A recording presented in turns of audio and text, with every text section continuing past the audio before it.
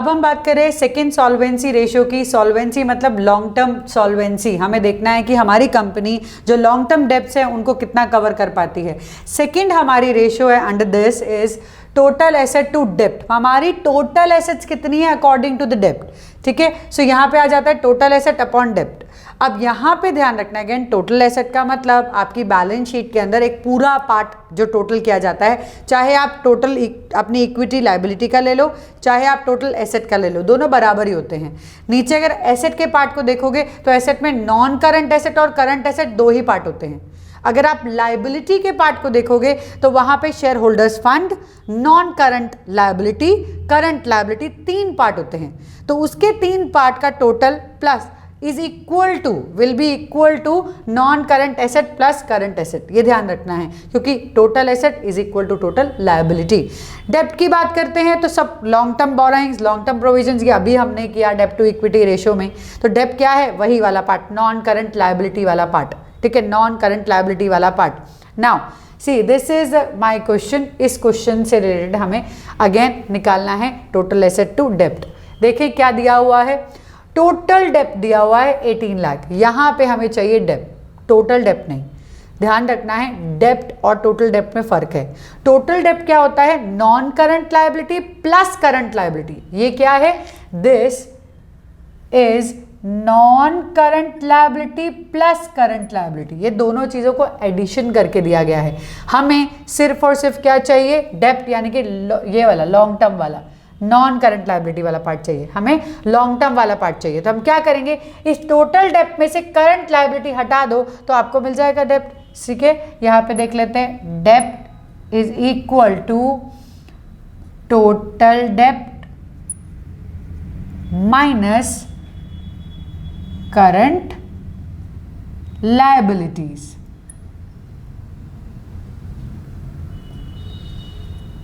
ठीक है, तो हमें क्या करना है, अभी टोटल डेब्ट कितना दिया हुआ है हमें, 18 lakh. 18 lakh minus current liability कितना है, 2 lakh. So we got our answer here 16 lakh. Now what we need now, अगर देखा जाए इस सब में तो हमें क्या चाहिए, न्यूमरेटर में, डिनोमिनेटर तो हमारे पास आ गया, डेब्ट तो आ गया। अब हमें चाहिए टोटल एसेट। यहाँ पे कहीं एसेट की कुछ बात की गई है नहीं, क्या करें, हमें पता है, लेकिन total liability is also equal to total asset. Total liability is also equal to total asset according to the balance sheet. देखो शेयर होल्डर्स फंड दिया है plus non current liability, current liability दिया है। मैंने अभी बताया कि लायबिलिटी के 3 पार्ट होते हैं, share holders fund, non current liability, current liability. मतलब अगर मैं ये दोनों पार्ट को ऐड कर दूं तो मेरा टोटल एसेट या टोटल लायबिलिटी आ जाएगा। सो हियर टोटल एसेट्स हमारा आ जाएगा, शेयर होल्डर्स फंड कितना है 14 लाख प्लस टोटल डेब्ट दैट इज 18 लाख। ठीक है, तो हमारा कितना आंसर आया, that is 32 lakh. What is the answer for my ratio, ratio क्या है, टोटल एसेट अपॉन डेब्ट। So that will be 32 lakh upon 16 lakh. So answer is 2:1।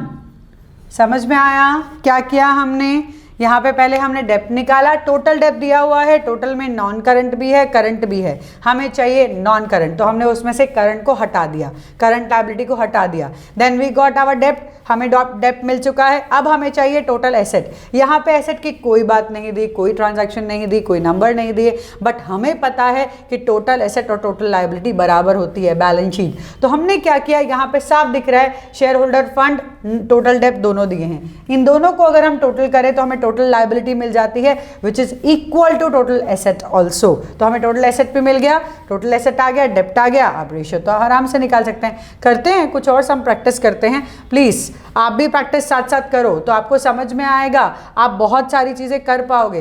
Practice is very important in accounts.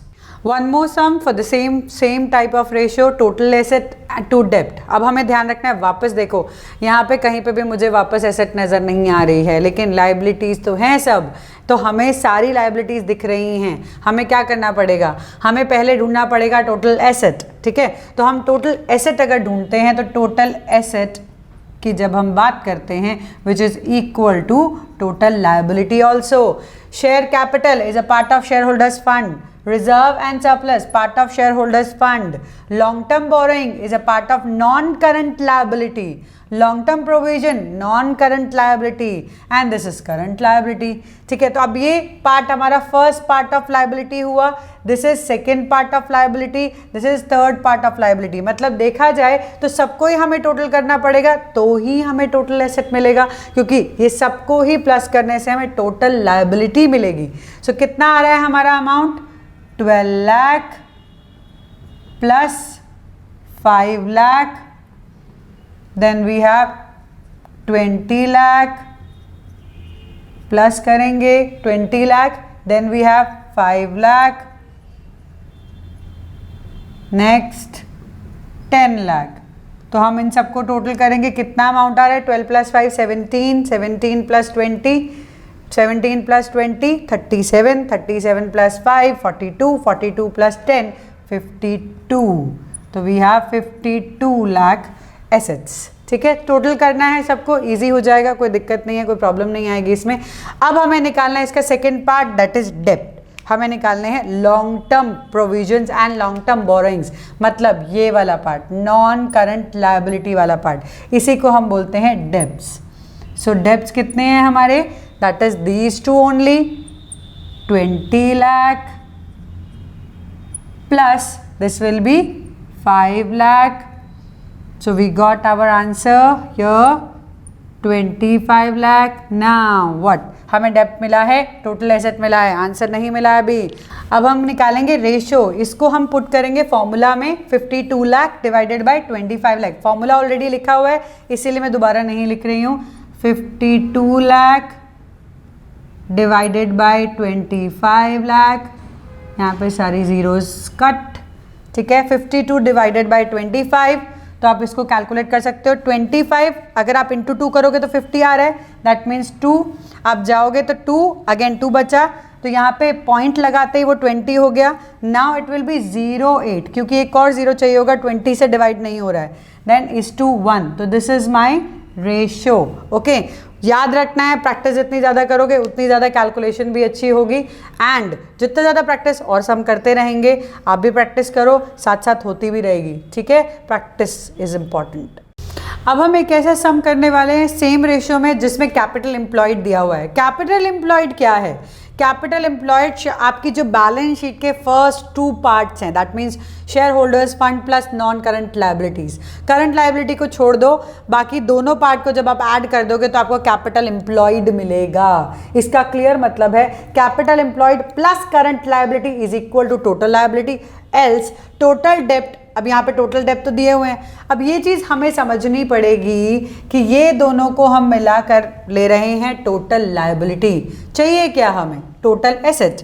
Total asset is also equal to total liabilities, that is why हम क्या करने वाले हैं, ये दोनों चीज़ों को ऐड कर देने वाले हैं। So total assets is equal to capital employed में क्या है, share holders fund plus non current liabilities.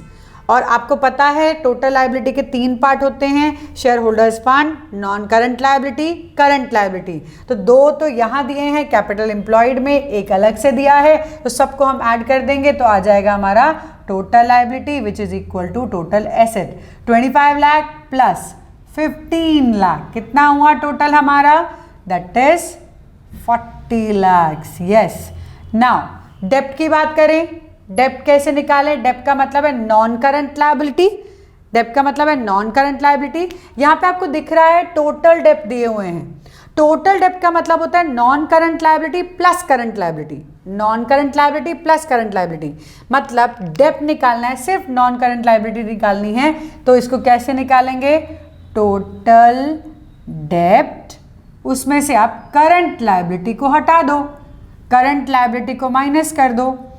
So total डेप्ट माइनस करंट लायबिलिटी कितना है, 25 लाख माइनस 15 लाख, 25 लाख माइनस 15 लाख, क्या आया आंसर यहाँ पे, इजी है, 10 लाख। अब हमें क्या करना है, रेशियो में डालना है, तभी हमें आंसर मिलेगा। ठीक है, रेशियो में आप रिप्लेस करो वैल्यूज को, एस टोटल एसेट की जगह 40 लाख, डेप्ट की जगह वी हैव 10 लाख, सारे जीरो कट रहे हैं, यस कट कर देंगे, आंसर इज 4:1। इजी है ना बहुत। तो क्या हुआ, टोटल एसेट निकाला टोटल लाइबिलिटी के दिमाग से, और डेप्ट निकाला टोटल डेप्ट में से करंट लाइबिलिटी हटाकर, क्योंकि टोटल डेप्ट होता है non current liability plus current liability, और हमें चाहिए ओनली डेप्ट। ओनली डेप्ट का मतलब नॉन करंट लाइबिलिटी, तो वो हुआ हमारा 10 lakh, which we can see total is 25, current is 15, तो आ गया मेरा 10, 4:1 इज माई आंसर।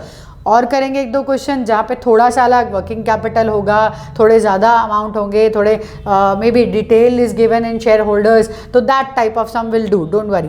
प्रैक्टिस बहुत ज़रूरी है, अगेन मैं बार बार यही बोल रही हूँ, लेकिन प्रैक्टिस के बिना आपको रेशो, कैश फ्लो या कोई भी अकाउंट्स का कोई भी चैप्टर उतने अच्छे से समझ में नहीं आएगा जितना सिर्फ देखने से होगा। तो प्रैक्टिस बहुत ज़रूरी है, लिखो साथ साथ, इट इज़ इम्पॉर्टेंट।